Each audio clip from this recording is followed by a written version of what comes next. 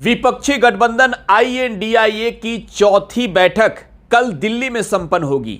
दिल्ली में तमाम विपक्षी दलों के नेताओं की जुटान शुरू हो गई है और ऐसे में बिहार की बात करें तो बिहार के पूर्व मुख्यमंत्री व आरजेडी के मुखिया लालू प्रसाद यादव, बिहार से मुख्यमंत्री नीतीश कुमार, बिहार के डिप्टी चीफ मिनिस्टर व आरजेडी के नेता तेजस्वी प्रसाद यादव के साथ साथ जेडीयू कोटे से ललन सिंह भी दिल्ली के लिए प्रस्थान कर चुके हैं। दिल्ली में विपक्षी अलायंस की बैठक है और इस बैठक पर पूरे देश की निगाहें टिकी हुई है क्योंकि ये चौथी बैठक है और इस बैठक में कई अहम फैसले लिए जा सकते हैं। लेकिन दिल्ली जाने से पहले लालू प्रसाद यादव ने पटना में हुंकार भरी है और लालू प्रसाद यादव ने पटना एयरपोर्ट पर पत्रकारों से बातचीत करते हुए कहा है कि हम लोग तो सफाया कर देंगे 2024 के चुनाव में बीजेपी का। खैर, चुनाव की तारीख अब नजदीक आ रहे हैं लेकिन सबसे बड़ी चुनौती है कि 2024 के चुनाव में विपक्षी गठबंधन आईएनडीआईए में सीट शेयरिंग का फॉर्मूला क्या होगा।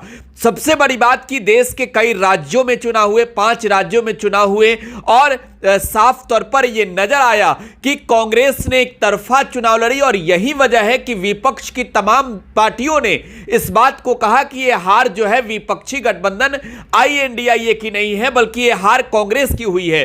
क्योंकि मध्य प्रदेश में हारी कांग्रेस, मिजोरम में कांग्रेस हारी और इसके अलावा राजस्थान और छत्तीसगढ़ में कांग्रेस हारी। सबसे बड़ी बात कि मध्य प्रदेश, छत्तीसगढ़ और राजस्थान तीनों राज्यों में कांग्रेस की सरकार थी। भले मध्य प्रदेश में बाद में बदलाव हुआ और कमलनाथ की सरकार गिरी और वहां पर जो सरकार है शिवराज सिंह चौहान की बनी बीजेपी की।